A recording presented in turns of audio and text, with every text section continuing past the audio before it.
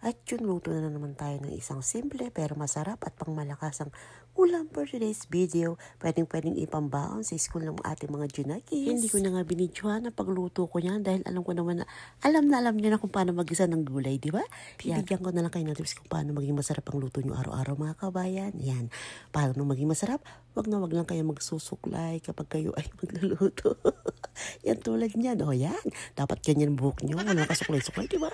Baka may mga tira kayong gulay dyan sa rep, ilabasin nyo na at pwede nyo nang igisa. Pero lang ako dyang carrots, sayote, then broccoli. Yan. Kung meron kayong repolyo, pwede nyo rin idagdag. Dahil nga wala tayong itlog ng pugo, itlog ng manok ang nilagay natin. Hindi naman nyo magre-reklamo, di ba? At yung panglas, nilagyan ko lang siya ng isleri kabayan. Yung cornstarch na nilagyan ng tubig yan. Hindi ko na lang siya nilagyan ng gatas kasi para hindi siya agad mapanis yun. Kain tayo kabayan!